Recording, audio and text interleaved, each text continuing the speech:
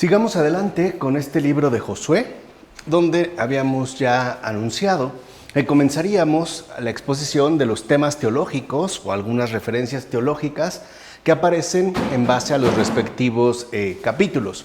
Aquí, por ejemplo, damos inicio al capítulo 8 en el versículo 1 a 9, donde es posible percatarse que vuelve a aparecer el vocabulario peculiar de Josué capítulo 6. O sea, se vuelve pues a retomar ese vocabulario que caracteriza en particular a ese capítulo.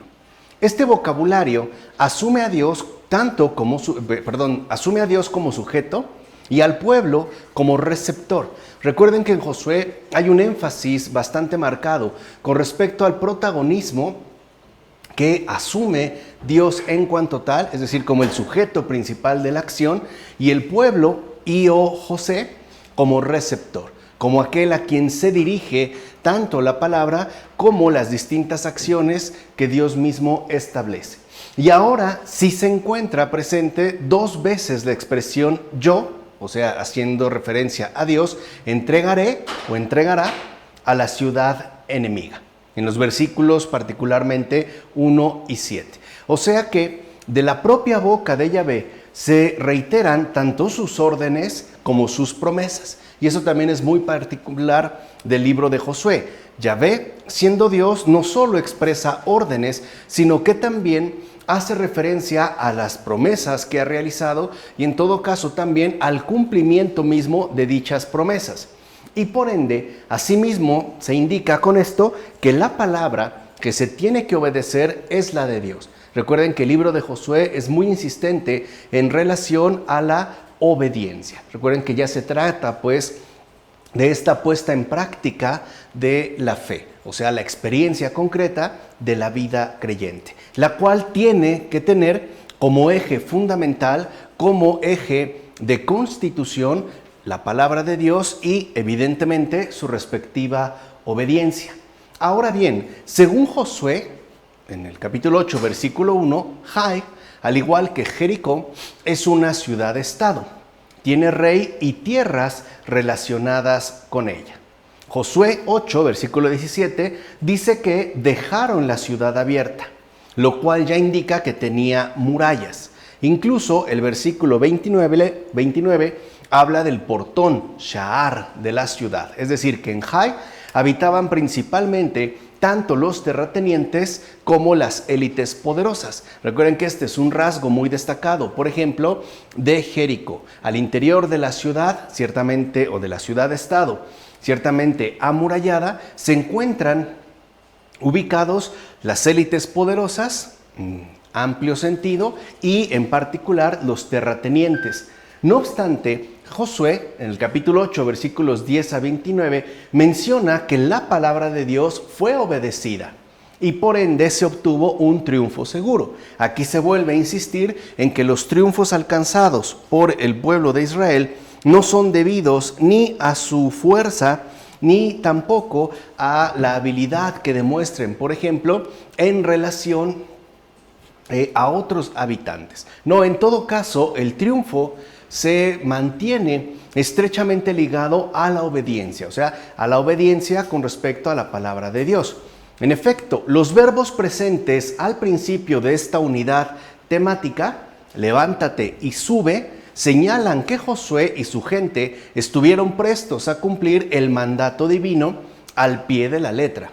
O sea, la victoria alcanzada sobre Jai es resultado de la obediencia a la palabra de Dios, la cual Dios mismo ha expresado en estos dos verbos, levántate y sube. O sea que la victoria, en todo caso, tiene por sujeto principal a Yahvé, ¿no? Que es lo que se vuelve a insistir, en este caso en particular, en el capítulo 8. Fue él, de hecho, quien ordenó a Josué levantar la jabalina y mantenerla así hasta el final, como se pueden ver en los versículos 18 y 26. Entonces, obedecer a Dios es, como ocurrió también con Moisés, el verdadero cumplimiento de la ley. Eso es lo que ya en este capítulo el libro de Josué va a expresar de manera, digámoslo así, muy clara y además muy rotunda. El verdadero, pues, cumplimiento de la ley no se refiere a una serie de prescripciones exteriores que lograrían más o menos organizar la vida ordinaria de las personas. No, tiene un centro muchísimo más fundamental que remite a la obediencia a Dios. Y es este ejemplo, o es mejor dicho, esta trayectoria, la que retoma Josué a partir de Moisés. Porque a Moisés, si bien es cierto, se le entregó la ley puesta por escrito, ¿no?, por Dios mismo, Moisés de igual manera ha asumido la obediencia a Dios como el verdadero cumplimiento de la ley. Por eso es que en Josué, en este capítulo 8, en esta unidad temática, de los versículos 30 a 35, se plantea la siguiente cuestión: ¿quiénes son mi pueblo? O sea, no se trata pues de una formalidad, no es una mera agrupación de personas más o menos cercanas en términos étnicos o raciales. No, en pocas palabras, la pertenencia al pueblo de Dios es una cuestión teológica. Teológica en el sentido de que la identidad o aquello que marca la pertenencia al pueblo de Dios es justamente el verdadero cumplimiento de la ley. Y este cumplimiento o este verdadero cumplimiento de la ley, como hemos mencionado, no es otra cosa más que aquella obediencia a Dios, ¿no? De tal manera que entonces vemos cómo, en efecto, estos tres elementos resultan inseparables, por ejemplo, ya en esta exposición temática que realiza el libro de Josué: obediencia, ley y pueblo. La obediencia del pueblo con respecto a Dios significa el verdadero cumplimiento de la ley. Este pasaje habla, por tanto, de la renovación de la alianza. Y en tal renovación ocupan un lugar central las órdenes dadas por el propio Yahvé y por tanto también el libro de la ley de Moisés. O sea que la alianza establecida, por ejemplo, a partir de Moisés, que se concretiza en el libro de la ley, a su vez implicará una renovación, en tanto apelará a su respectivo cumplimiento, que, como ya hemos dicho, apunta básicamente a la obediencia debida a Dios. De hecho, hay una marcada intención de hacer tal renovación, de hacer de esta renovación un evento en verdad globalizante. O sea que se debe obedecer a Dios en todo y no solo con respecto a ciertas cosas o algunas dimensiones que nos parezcan más o menos pertinentes. No, la obediencia a Dios ciertamente apela a un evento total. Es decir, está involucrada esta obediencia en todos y cada una de las dimensiones que configuran nuestra respectiva existencia. Y más aún, tratándose del pueblo que Dios mismo ha establecido como suyo. Por eso no es casual que se hable de todas las palabras de la ley y de toda la asamblea de Israel. O sea, en la obediencia deben de estar implicados todos y cada uno de los miembros del pueblo de Israel. Y todos estos miembros, a su vez, deben llevar a cumplimiento todas las palabras de la ley. O sea que, en pocas palabras, esta obediencia apela a un sentido profundo de lealtad. Hay que ser, pues, leales a Dios. O lo que hoy nosotros, en términos quizá un poco más genéricos, llamamos fidelidad. Aquí es donde se va a dar pues esta renovación en términos de un evento globalizante referido a la fidelidad. En consecuencia, nadie, ni siquiera el extranjero, quedará excluido de la alianza con Dios y de sus beneficios. Lo cual también, como es evidente, vuelve a poner énfasis en ese sentido totalizante que adquiere el cumplimiento de la ley y por ende la renovación que Dios mismo está estipulando. O sea que no puede darse exclusión con respecto al cumplimiento de la ley y por ende a la alianza con Dios, ya que esta alianza y por ende también esta renovación de la alianza comporta sus respectivos beneficios. Entonces, aquí en esta alianza, lo que sí es cierto es que se contempla una especie de pertenencia privilegiada. O sea, se apela a la totalidad, pero hay un especial énfasis puesto en aquellos que ocupan un lugar socialmente peculiar. al interior mismo del pueblo. Y son tres. Básicamente, la renovación de la alianza y por ende sus respectivos beneficios apuntan pues a una especie de pertenencia privilegiada por parte de los extranjeros, los niños y las mujeres. Aquellos que en principio podían resultar descartados del pueblo mismo, porque los extranjeros no tenían pues un sentido de pertenencia directo, mientras que los niños y las mujeres sí, pero no directo, sino más bien indirecto. Entonces, con esto se pretende resolver un mensaje clave para el mensaje total del texto. Recuerden que ya habíamos hablado en un principio del marco teológico. Entonces, aquí se da un elemento de resolución para que podamos captar de mejor manera tanto la magnitud como la amplitud que posee el mensaje total del texto, es decir, el libro de Josué. En efecto, el pecado de Acán, que trajo consigo perturbación a la relación verídica Dios-pueblo, necesitaba no solo mostrar el castigo concreto, sino también manifestar de manera igualmente concreta y contundente la vinculación pueblo-Yahvé por medio de la alianza. Es decir, la alianza y su renovación por parte del pueblo es algo por demás central. Resultará pues ser algo fundamental para la constitución no solo del pueblo a secas, sino de la relación verídica que Dios mismo ha establecido con dicho pueblo en términos de vinculación. Es decir, en todo caso, el cumplimiento de la ley. Solo así se entiende por qué después de la conquista de Jericó y Jai, ahora el pueblo se encuentra en la región de Siquén o Siquén. Así es como podemos, en efecto, entender por qué se da, digamos, este traspaso de Jericó a Jai y finalmente a Siquén. José 9, en el capítulo 9, en el espíritu de la teología deuteronómica, es por eso una afirmación de la gracia divina, que es también aquí un aspecto fundamental que se está exaltando. Dios mismo abre de nuevo las puertas del reino para incorporar a su pueblo a los de afuera. Recuerden este sentido de inclusión y de pertenencia total a Dios. O sea, todo ser humano está llamado pues a cumplir la ley de Dios, es decir, a obedecerle a Él. Así pues, se va a dar este contraste entre los que ya pertenecen al menos nominalmente al pueblo y aquellos que están ciertamente fuera de este pueblo. Y que aquí, en este caso particular, o sea, en el capítulo 9 de Josué, se van a presentar como los de abajo. Las historias de Rahab y de los Gabaonitas ponen de relieve el propósito fundamental de la misión divina.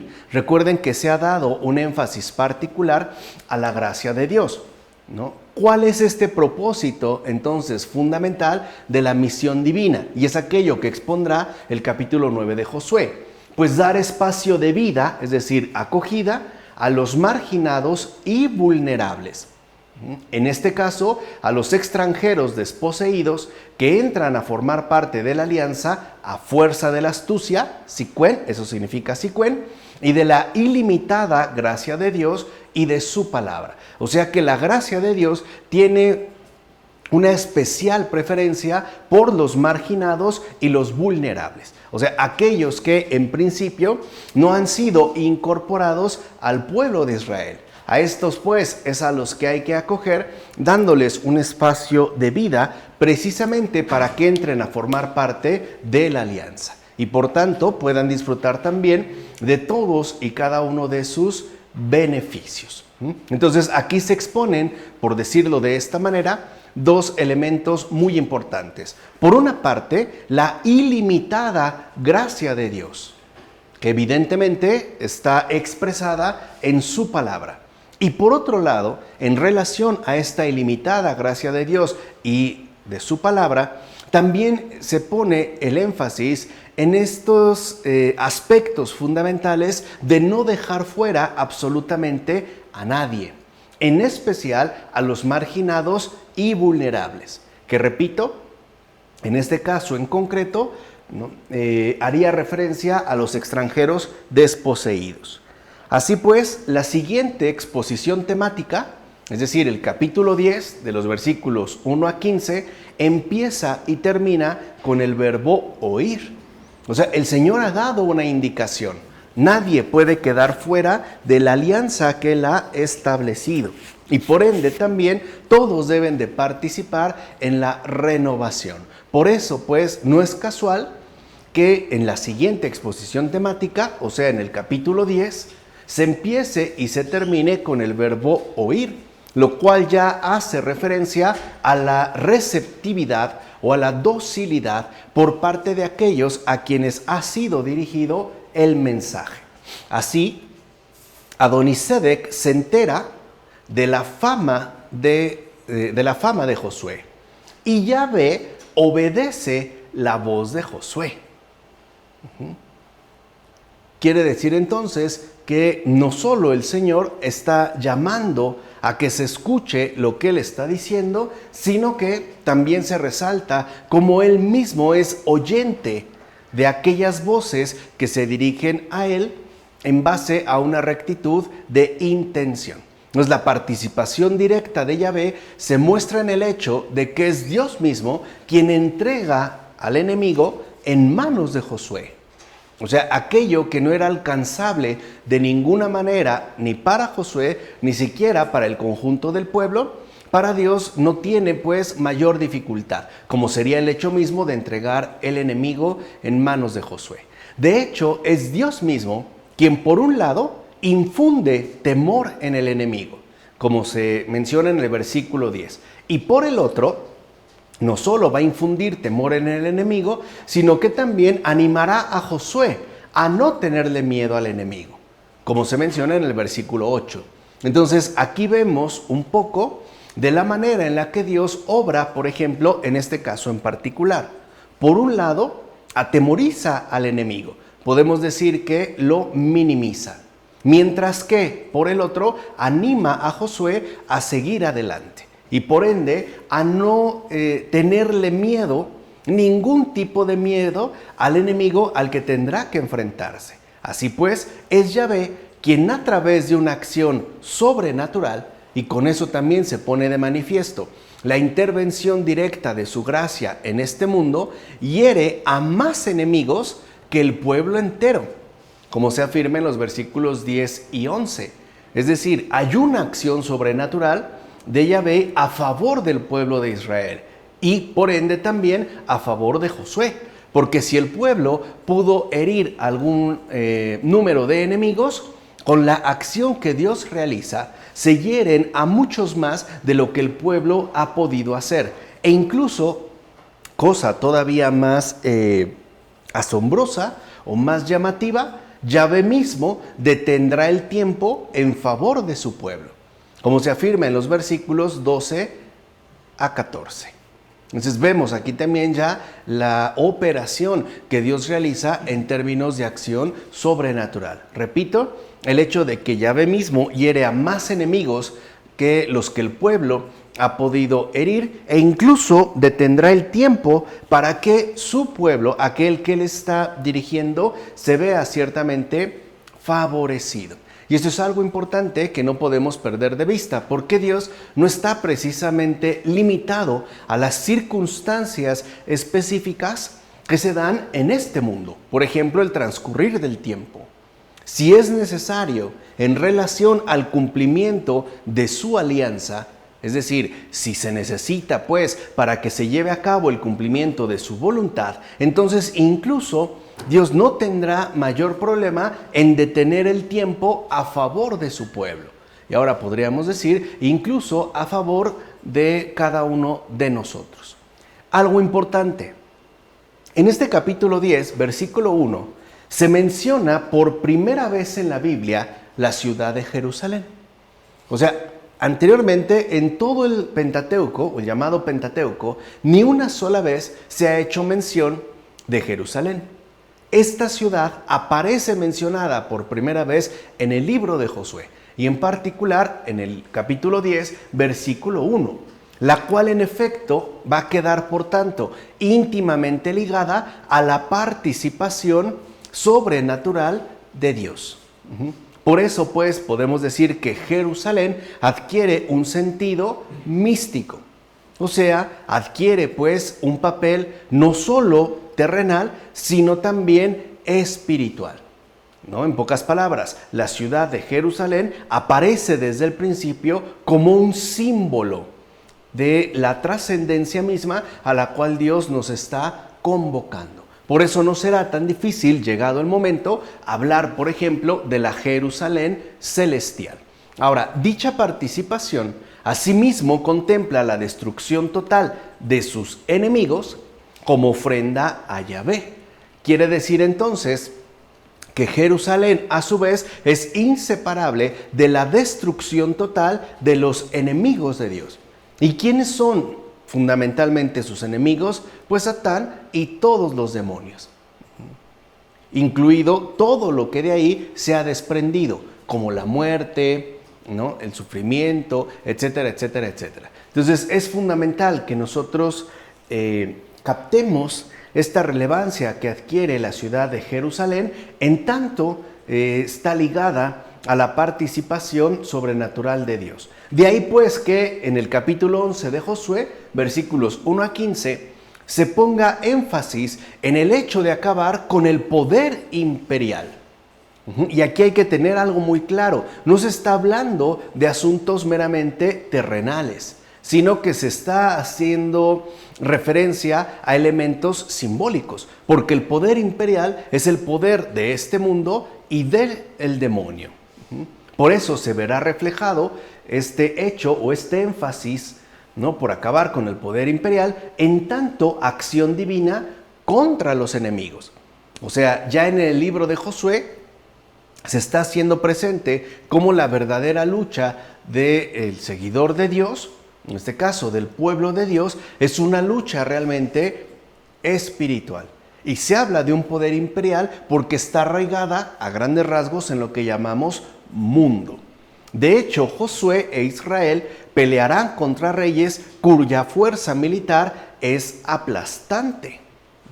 Quiere decir que aquí hay como una asimetría radical entre el poder, si le podemos llamar así, que adquieren Josué e Israel, y todos aquellos contra los que se tendrá que enfrentar. O sea, podemos decir que en principio Josué e Israel no tienen la más mínima probabilidad de poder vencer a tan grandes potencias, es decir, al poder imperial cuya fuerza militar es aplastante. Entonces, la indicación, y esto es algo fundamental, que se da en este capítulo de las diferentes etnias, ¿no? El hecho de que se mencionen tantas de ellas muestra pues que Josué tenía por enemigos a todos los antiguos pobladores de Canaán.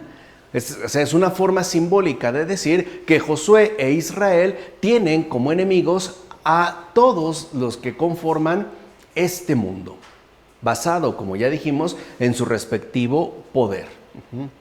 Y eso es algo que seguirá siendo, digamos, muy claro o muy patente en el servidor de Dios. Alguien que no tiene la más mínima probabilidad de poder vencer a enemigos tan temibles, e incluso podemos decir que tendrá al mundo entero en contra. Tendrá pues que nadar incluso contracorriente, pero eso sí, y no lo olvidemos jamás, asistido siempre por la gracia divina. Tales enemigos son definidos claramente como poderes imperiales cuyos ejércitos cuentan con multitud de caballos y carros de guerra. Y esto también es algo fundamental.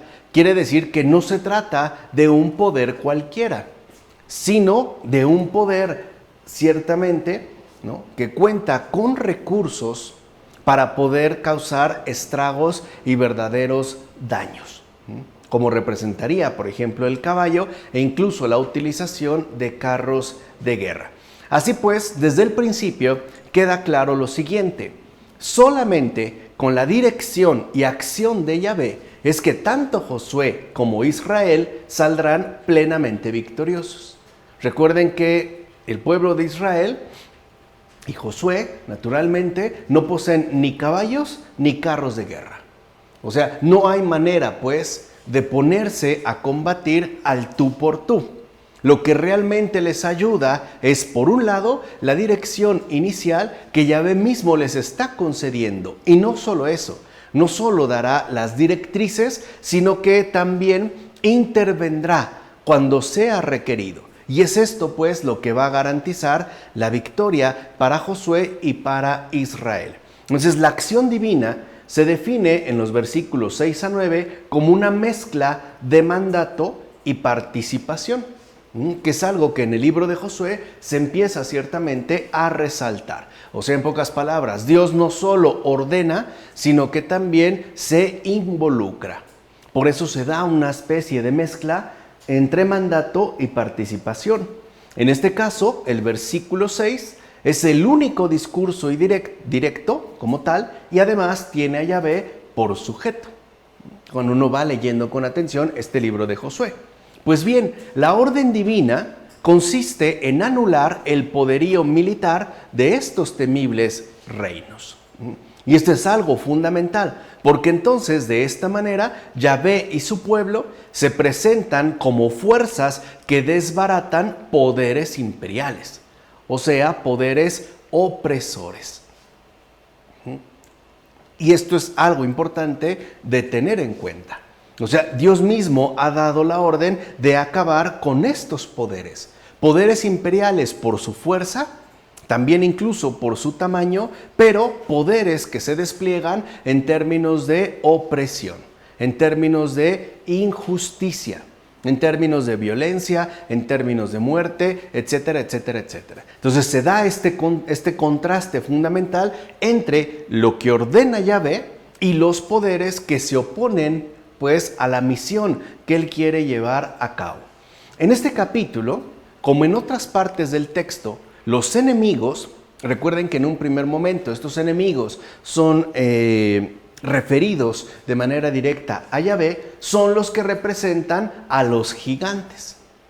Cuando se habla de estos enemigos, se habla en términos de gigantes. Ahora, ¿por qué se les dice gigantes? Porque se trata, ¿no?, de poderes grandes y, valga la redundancia, poderosos. Recuerden la referencia a los caballos y a los carros de guerra.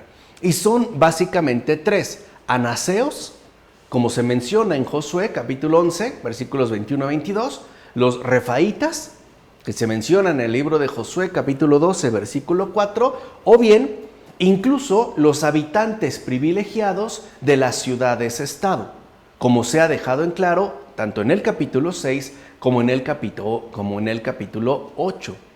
O sea que Dios mismo nos ordena a vencer poderes imperiales. Hoy podríamos decir ya abiertamente que Dios nos manda a destruir o acabar con la opresión de los poderes infernales, que ciertamente no son poca cosa, y aparecen como gigantes justo para hacernos ver, ¿no?, a qué nos estamos enfrentando.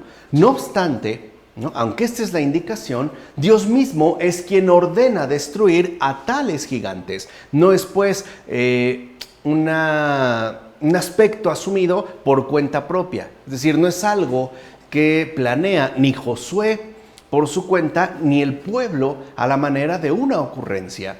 Es Dios mismo quien ha dado la orden de ir a acabar con estos gigantes, con estos grandes, con estos poderosos, con estos pues opresores.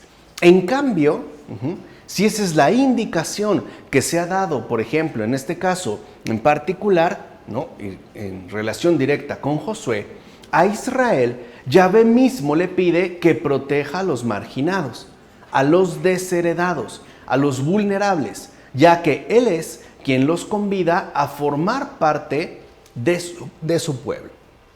Y vemos aquí esta como doble línea que asume Yahvé. O sea, por un lado está la orden de acabar con estos poderes imperiales, con los gigantes, con los opresores, incluso podemos decir con los opresores del género humano, que como ya sabemos son los demonios. Pero al mismo tiempo da indicaciones muy particulares a todo el pueblo de Israel para que no se olvide en contraposición de los pequeños, que aquí, ¿no?, están ciertamente asumidos por medio de los marginados, los desheredados y en general, como ya se habían mencionado en versículos anteriores, con los vulnerables.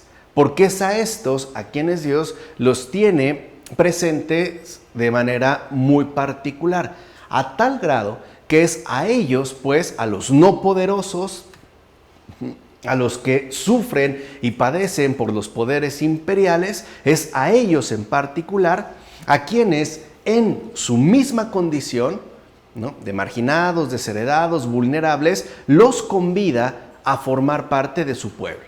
En todo caso, y esto es algo importante de tener en cuenta, la tensión que aquí se establece entre poderes imperiales, incluso bajo la figura de poderes militares opresores. Recuerden cuando Jesús le pregunta al endemoniado cómo se llama, él dice legión, y una legión era parte, pues, de un poder militarmente organizado y ciertamente opresor, para que veamos estas conexiones, ¿no? Pero bueno, repito, la tensión entre poderes imperiales, poderes militares opresores y pueblo vulnerable y necesitado se manifiesta también a través de las referencias hechas en torno a los animales.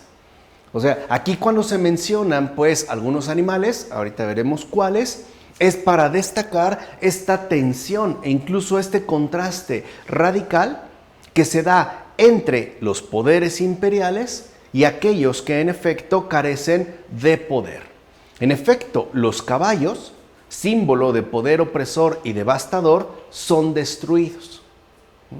Quiere decir que esta maquinaria o este símbolo de opresión, de maquinaria destructiva, son arrasados. En cambio, el ganado, más vinculado con la necesidad de cuidado, de protección e incluso, digamos, de paz, ¿no?, de un rebaño ciertamente pacífico, se conserva para alimentar al pueblo de Dios. Es decir, al pueblo también vulnerable que ciertamente protege y cuida de todos los vulnerables como él. Entonces se trata, pues, de acabar con los poderes opresores, pero no de acabar absolutamente con todo. Hay que vigilar y cuidar mucho de los vulnerables. ¿Por qué? Porque Dios mismo ha cuidado a un pueblo de seres vulnerables, los cuales, pues, deben de imitar al Señor también de esta manera. En consecuencia, en el capítulo 11 de Josué, versículos 16 a 23, se dará un sumario teológico de la conquista realizada. Estos versículos hablan del triunfo total de Josué sobre la tierra prometida. Aquí ya se está dando, pues, una especie de resumen para poder destacar el triunfo total que ha alcanzado Josué y por ende también el pueblo de Israel sobre la tierra prometida. Para empezar, queda claro que Dios no quería que su pueblo tuviera que ver con naciones imperiales y opresoras. Es decir, el pueblo de Dios no puede ser uno más entre los otros. No puede vivir de la misma manera, no puede pensar de la misma manera y mucho menos puede actuar del mismo modo. Por eso es, pues, dentro de estos versículos donde se aclara que Dios no quiere para nada que su pueblo tenga que ver siquiera algo con naciones imperiales. Es decir, no quiere nada de opresión en la actitud de su pueblo. Los Anakim, por ejemplo, pueblo descendiente de gigantes, era, como las ciudades-estado, símbolo de poder que se ponía a Yahvé, es decir, a su plan salvífico. Por eso Dios da la orden de que sean destruidos estos poderes imperiales, estos poderes opresores, porque son los demonios, en efecto, aquellos que están totalmente en contra del plan salvífico de Dios, porque los demonios no quieren que se lleve a cabo la salvación. Más bien lo que quieren es que se propague y se generalice la condenación.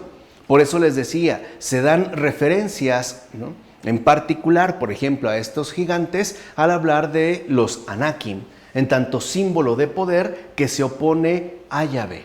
o sea, a estos gigantes, pues, que están en contra del plan de salvación que Dios tiene pensado. De hecho, para Yahvé era por demás importante que el pueblo de Israel suprimiera de la tierra, ahora ya conquistada, todo tipo de opresión. Y por ende también que ahora en la tierra que le ha sido dada, ¿no?, y que finalmente ha sido conquistada, no se preserve absolutamente ningún rasgo, por mínimo que sea, de injusticia. O sea, aquí digamos que la clave teológica es muy evidente. El pueblo de Israel, una vez establecido en la tierra prometida, no puede ser de ninguna manera un pueblo como los demás. Y no solo, vamos a decirlo así, en términos de política exterior, sino incluso al interior mismo de su propio acontecer.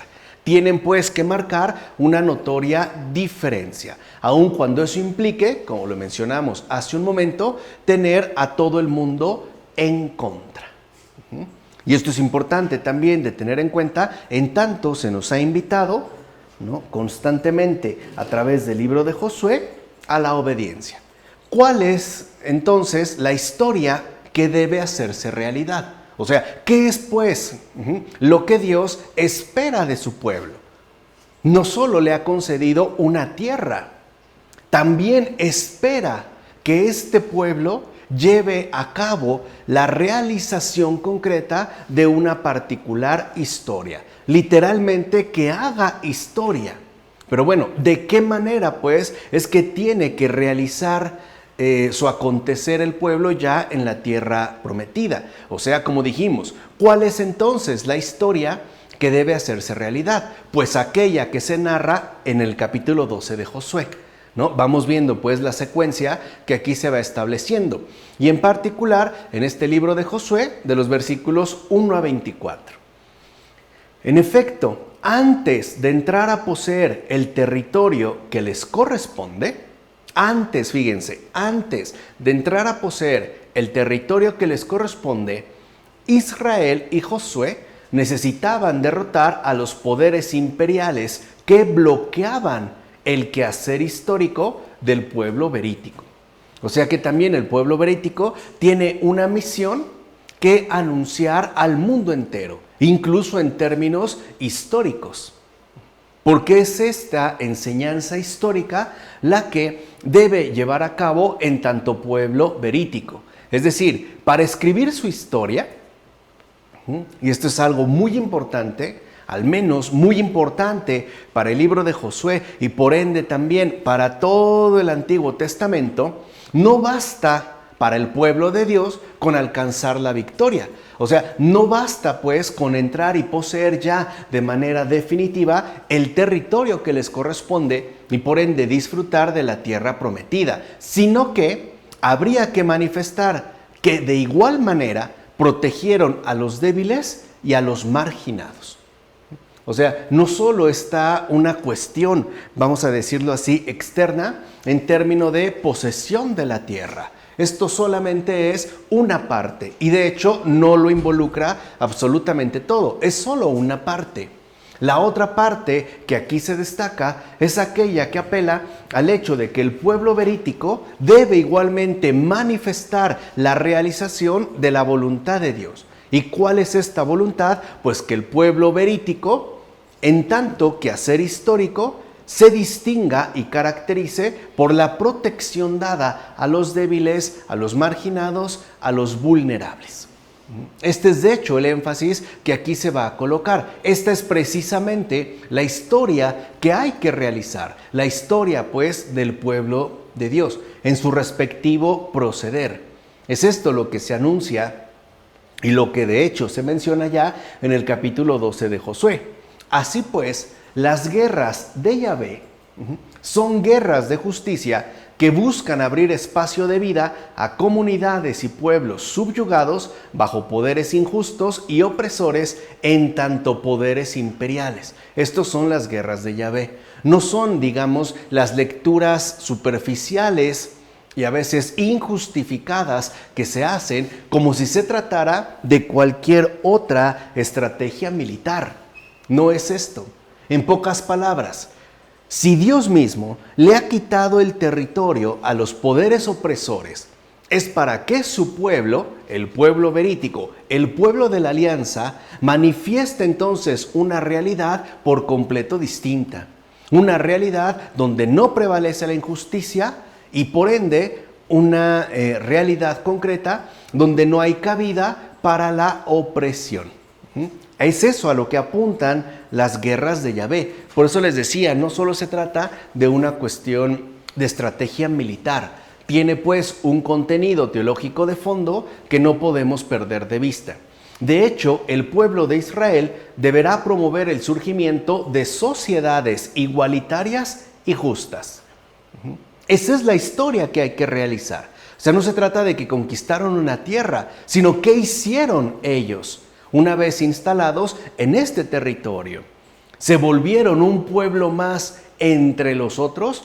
¿O por el contrario, mantuvieron como el eje fundamental de toda su existencia el cumplimiento de la ley, la fidelidad y la obediencia a Dios? Por eso ya desde el principio se anuncia el hecho de que el pueblo de Israel no es que haya conquistado un territorio y ahora pueda hacer lo que se le dé la gana. Por ejemplo, buscando incluso someter a otros pueblos. No es esto el punto que está señalándose.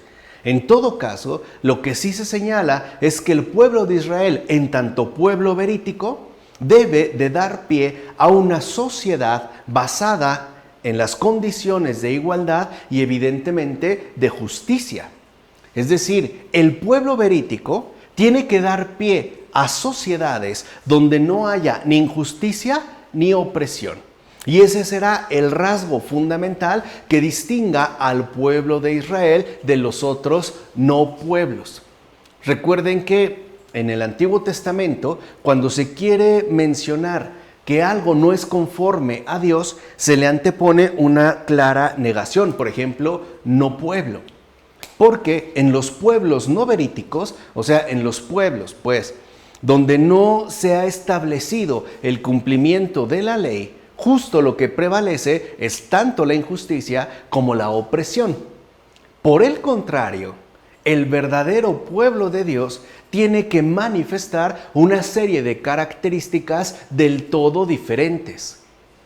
El pueblo de Dios tiene pues que dar paso a una sociedad igualitaria y justa, donde, repito, no hay cabida ni siquiera en lo más mínimo o en lo más ordinario. Por eso vemos cómo en el Antiguo Testamento hay estipulaciones incluso para aspectos que nos pueden parecer muy banales, ¿no? O muy ordinarios de la existencia, precisamente para que por ahí ni siquiera se logre colar o hacer presente un mínimo vestigio, ya sea de injusticia o de opresión. Por eso entonces en el capítulo 12 empieza a usarse ya de manera sistemática la palabra hebrea gevul, que se traduce como límite o bien borde. Y esta es una enseñanza fundamental que nos transmite en términos generales el capítulo 12 de Josué. ¿Qué es lo que nos está mencionando entonces Josué? Pues que la injusticia aparece precisamente cuando se rebasan ciertos límites para cometer abusos de todo tipo. Entonces, la ley establece ciertamente bases, ¿no? Permite que la existencia entera quede firmemente arraigada, pero al mismo tiempo establece límites. Porque cuando se rebasan ciertos límites para cometer abusos de todo tipo, ya sea en detalles ordinarios o incluso en situaciones más generales, es precisamente cuando se va a dar paso ciertamente a la injusticia. Por eso ya tenemos claro o expuesto cuál ha sido el contenido fundamental que el libro de Josué nos ha querido manifestar hasta este momento. O sea, por un lado, no solo la adquisición de la tierra, sino cómo debe comportarse el pueblo que ha recibido esta tierra, que es pues lo que lo debe caracterizar. Y como ya dijimos, lo primero que lo debe caracterizar es esa marcada diferencia con respecto a la opresión y a la injusticia que suele prevalecer en los otros pueblos, ¿no? Incluso podríamos decirlo así, en las otras sociedades. Por eso, pues, se va a empezar a insistir ya en el capítulo 12, ¿no?, de manera frecuente, de manera sistemática, la cuestión del límite, la cuestión de los bordes. Porque, repito, la injusticia aparece cuando se rebasan algunos de estos límites. Rebasar algunos de estos límites implicará el cometer todo tipo de abusos. Ahora bien, con el capítulo 13 comienza la segunda gran sección del libro de Josué. O sea, hasta aquí tendríamos ya expuesta esa primera gran parte que conforma al libro de Josué, que va del capítulo 1 al capítulo 12. Pero con el capítulo 13 va a dar inicio esta segunda gran sección del libro de Josué. En principio, una nueva dinámica va a marcar el desarrollo de toda esta sección, ya que, a diferencia, por ejemplo, de los capítulos 2 a 12, donde se luchaba por la tierra, aquí el pueblo ya vive en la tierra. Por eso les decía, ya no solo se trata, pues, de la conquista de la tierra. Esta ya se ha logrado, esta ya se ha alcanzado.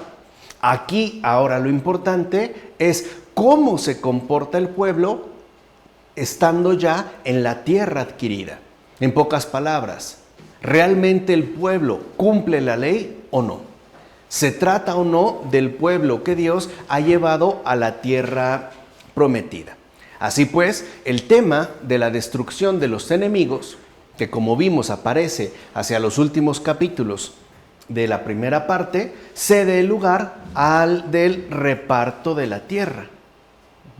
Quiere decir entonces que aquí también está de por medio la cuestión de la justicia. ¿Qué tanto se van a reconocer o no los límites establecidos? O por el contrario, ¿será que bajo estas condiciones se despierten aspectos indeseables como la ambición? Por eso las listas de las ciudades ya no van acompañadas de los reyes que las poseen. Esto pues ya ha sido superado. Entramos pues a una parte del libro por demás árida y con una aparente despreocupación del aspecto teológico. Por eso no es casual que de hecho esta segunda sección del libro de Josué haga perder el interés a más de un lector, porque se encuentra y en efecto con un texto árido que parece no decirnos absolutamente nada relevante en términos teológicos. Por un lado, porque se da una fatigosa lista de ciudades y lugares que ciertamente se adjudican a esta o aquella tribu. Entonces, para muchos esto resulta como irrelevante, o sea, sin algún tipo, pues, de interés teológico. Incluso sí, hay que reconocerlo, se trata de una parte, ¿no?, de este texto que sí es árida, pero que hay que entender adecuadamente. Sin embargo, y esto es lo fundamental, el lector atento descubrirá que aquí se encuentra dada una suerte de geografía teológica. O sea, no solo se están haciendo referencia a una serie de ciudades antiguas en relación a sus respectivos propietarios, por ejemplo, a los reyes. No, se nos está dando algo distinto, una especie, pues, de geografía teológica. En efecto, detrás de las listas de lugares y fronteras se va a encontrar una profunda enseñanza, que es lo que nosotros debemos de captar. Por un lado, esta profunda enseñanza consiste en la de un Dios que desea cumplir sus promesas. Y por otro, la de un pueblo que busca hacerse digno para ver concretizadas las promesas divinas. Esta es, pues, la profunda enseñanza que aquí se va a estar exponiendo. Por un lado, repito, la de Dios mismo, que en efecto desea, pues, cumplir sus promesas. Pero también, y de manera inseparable, la realidad de un pueblo concreto que busca, que se empeña en mostrarse digno como tal de estas promesas. Así pues, A diferencia de los capítulos 2 a 12 de este libro de Josué, con el capítulo 13 se abre una sección que frena la exuberante narración de aquellos capítulos. José, por ejemplo, ya está viejo y además falta mucho territorio por repartir. Además, grandes sectores de poblaciones no israelitas todavía comparten con el pueblo berítico la tierra prometida. Podemos decir que este último aspecto es fundamental. Es un asunto, pues, que no carece de relevancia. Es decir, el hecho de que el pueblo berítico ya finalmente ha ingresado a la tierra prometida y no obstante sigue habiendo grandes sectores de poblaciones no israelitas que están habitando pues la misma tierra. Y por otro lado, como dijimos, el hecho de que José ya está viejo y además todavía falta mucho territorio por repartir.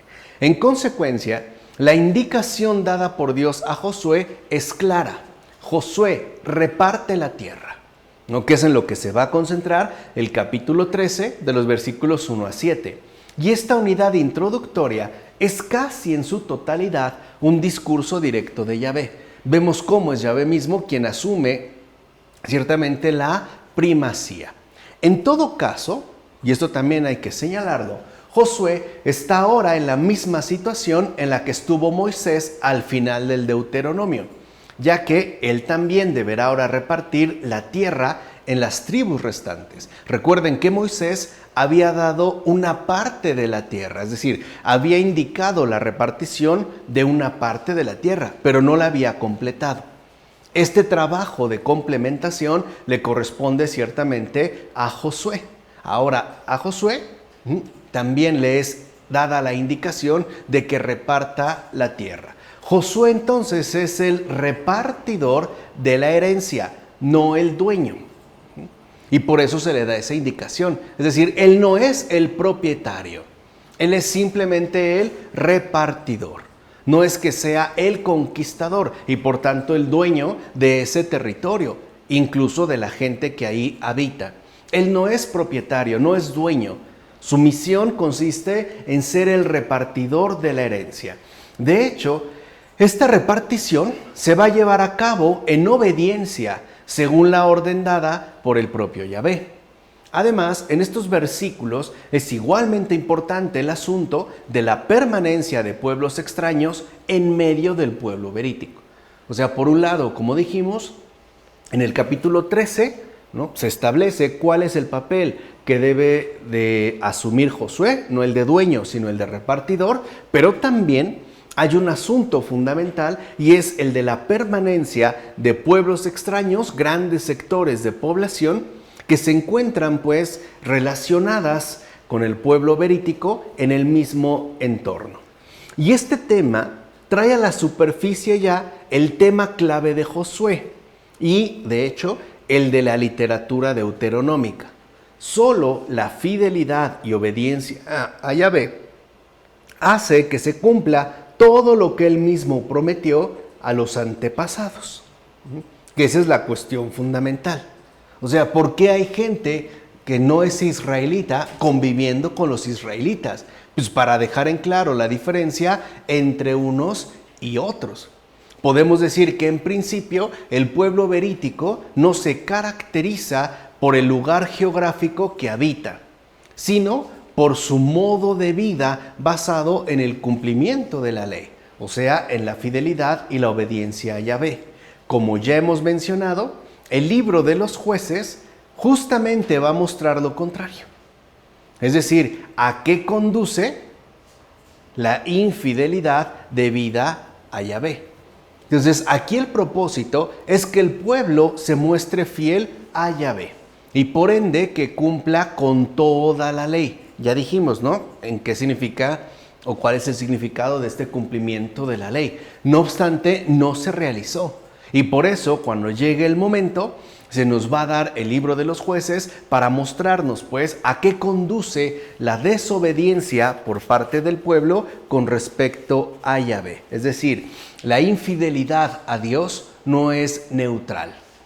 Tiene también sus consecuencias. Podemos decir que así como el cumplimiento de la alianza nos reporta beneficios, la infidelidad o incumplimiento de la alianza también genera consecuencias, y además consecuencias verdaderamente nefastas. Ahora bien, el tema de las demás naciones no se va a presentar aquí, es decir, ya en el capítulo 13, de la misma manera que en los capítulos anteriores. En efecto, mientras que allí las naciones son erradicadas de la tierra, aquí, o sea, en los capítulos 13 a 21, se quedan. Y se quedan como advertencia a Israel de que éste, a pesar de ser el pueblo berítico, puede perder la tierra concedida. O sea, se quedan para que el pueblo de Israel fortalezca y enfatice el cumplimiento de la ley, o sea, la obediencia a Yahvé. De tal manera entonces que la permanencia de esos otros pueblos en la tierra prometida es una invitación, o sirven como invitación a la fidelidad y a la obediencia por parte del pueblo de Israel, ya ahora en sus nuevas condiciones de vida. Porque claro, como nosotros lo dijimos, una cosa es hablar de la ley y otra cosa es cómo se vive esta ley bajo circunstancias muy específicas y muy determinadas. O sea, una cosa es decir que Dios nos va a conceder la tierra prometida y otra cosa es qué vamos a hacer una vez que la hayamos obtenido. Por eso va pues en esta secuencia, y por eso también se deja como advertencia a Israel la presencia de personas que no pertenecen al pueblo berítico.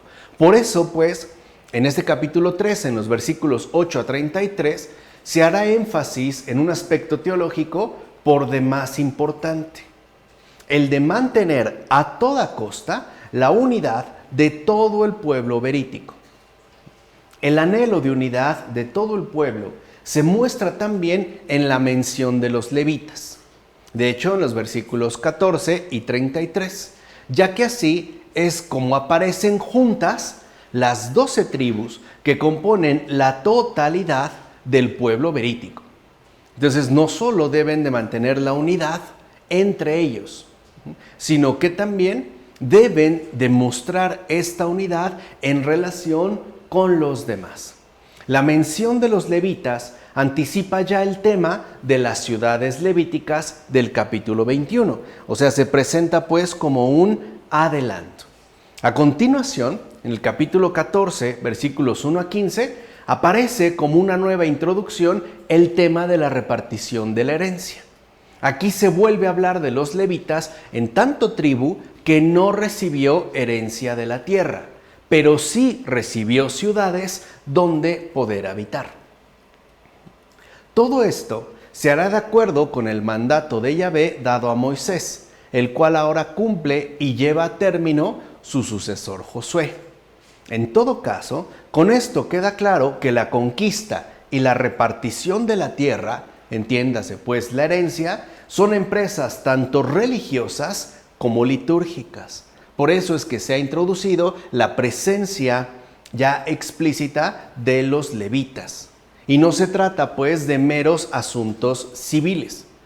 En pocas palabras, la conquista y la repartición de la tierra no es una cuestión meramente civil, es también un asunto religioso que debe tener su base en la dimensión litúrgica de la propia existencia, tanto exterior como interior.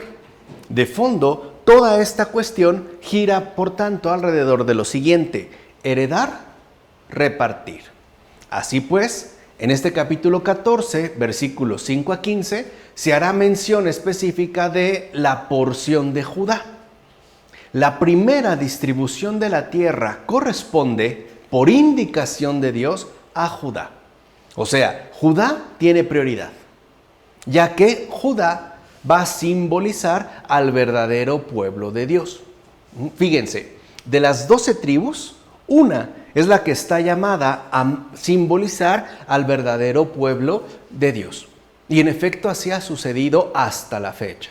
El verdadero pueblo de Dios siempre ha sido y seguirá siendo hasta el fin del mundo minoría. Nunca ha sido en realidad una mayoría, siempre ha sido una minoría. Y así ha sido desde el principio y así será pues hasta el final.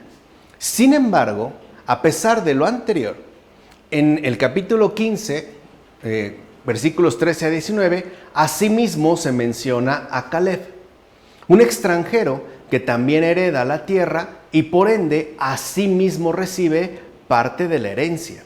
De hecho, con Caleb empieza realmente la repartición de la tierra al occidente del Jordán. Y no es casual que en este caso sean extranjeros los protagonistas principales. Así pues, si en Josué capítulo 2 una extranjera cananea llegó a formar parte del pueblo berítico, aquí un extranjero, kenita, edomita, es el primero en recibir su porción de tierra. O sea, tal como ocurrió con Rahab, la persona de Caleb es la que va a marcar la pauta teológica para todo el resto de la sección.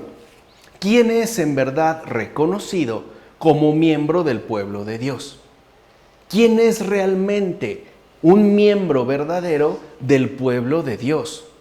¿Son los más o son los menos? A pesar de que a todos se les ha conducido a la tierra prometida, a pesar de que todos han recibido la asistencia de Dios, a pesar de que todos se han visto beneficiados por la gracia de Dios. ¿Quién es en verdad reconocido como miembro genuino, como miembro auténtico del pueblo de Dios? Es decir, ¿quién es realmente el que da cumplimiento a la ley? ¿Quién es, pues, el que en verdad obedece o no a Dios? Eso es lo que se va a establecer en términos teológicos a partir de las figuras de Caleb y de Rahab. O bien, según los términos asumidos hasta este momento. ¿Quiénes son dignos de recibir su porción de herencia en la tierra prometida? ¿Han hecho lo que les corresponde o no? Dios ya cumplió. ¿Qué ha hecho pues el pueblo? ¿Quiénes son dignos de recibir su porción de herencia en la tierra prometida?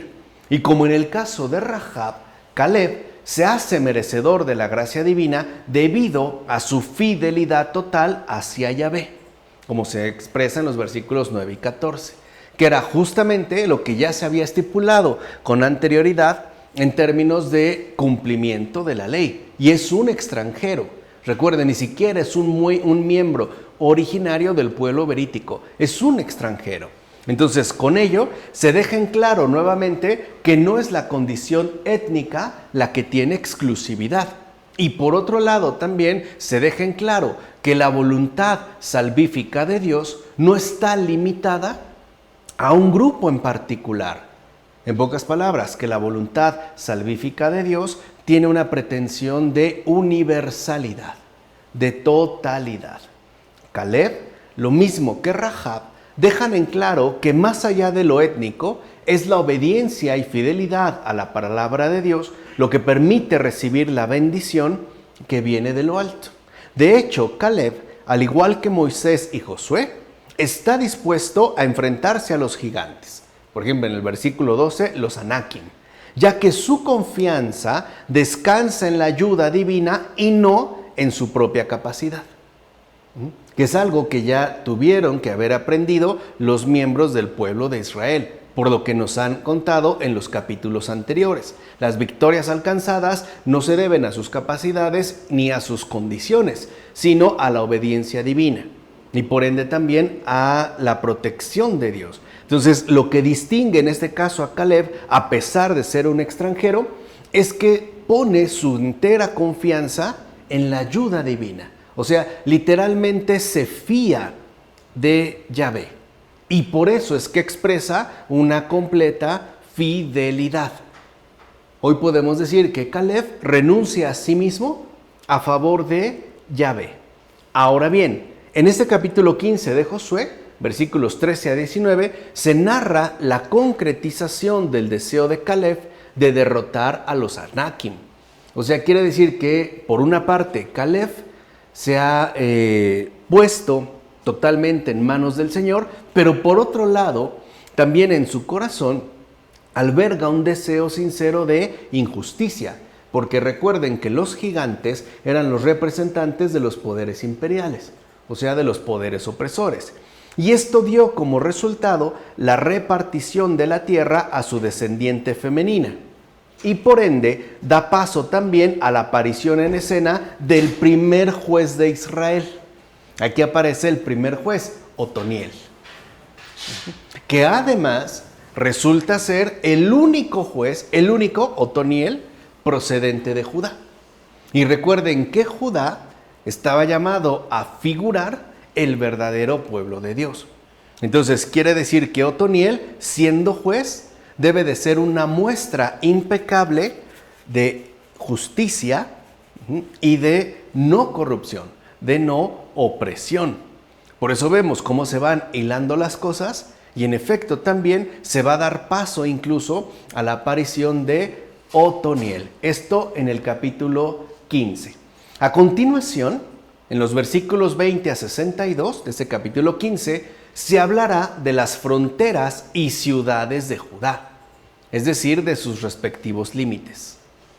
Recuerden que el sobrepasar los límites es lo que da paso a las injusticias. Ya se nos había dicho anteriormente.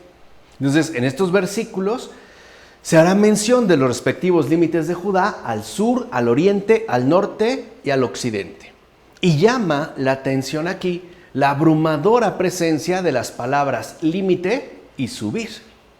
Pues los límites se fijan subiendo, no expandiéndose hacia los alrededores en horizontal. O sea, quiere decir que entonces, en particular, el pueblo o la tribu de Judá no puede tener ninguna pretensión expansionista. No puede pretender dominar a sus vecinos. En realidad, los límites que se le asignan tienen que ver con su crecimiento y su altura en relación al cumplimiento de la alianza. Es decir, hoy diríamos que el pueblo de Judá está llamado a crecer espiritualmente y no a expandirse simple y sencillamente hacia los alrededores, al sur, al oriente, al norte, al occidente. O sea, no puede ser un pueblo como cualquier otro. Por eso la insistencia, pues, en la diferencia que debe establecerse esta minoría correspondiente al pueblo de Dios. Y este es justamente el desafío de fe impuesto por Dios, ir siempre hacia arriba, a las alturas. Esta es la invitación, este es el llamado, lo cual también, por medio de este pasaje, pondrá en claro que los límites ideales de Israel sobrepasan siempre la realidad histórica del propio pueblo. O sea, el pueblo de Israel no solo tiene una misión histórica, también tiene un llamado espiritual de crecimiento. Dicho brevemente, el pueblo de Dios debe ir de la tierra al cielo.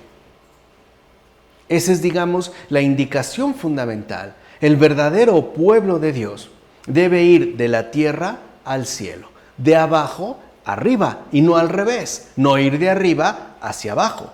Y con esto se va a dejar en claro en este capítulo 15 que siempre queda espacio para una mayor fidelidad a Dios, para una mayor entrega, para una mayor confianza, para un mayor, pues, en este contexto, para un mayor cumplimiento de la ley. ¿De acuerdo? Vamos a dejarle hasta aquí porque ya la siguiente ocasión empezaremos con la cuestión del siglo, del capítulo 16. Vamos a dejarle hasta aquí. La del Padre, del Hijo, del Espíritu Santo. Amén.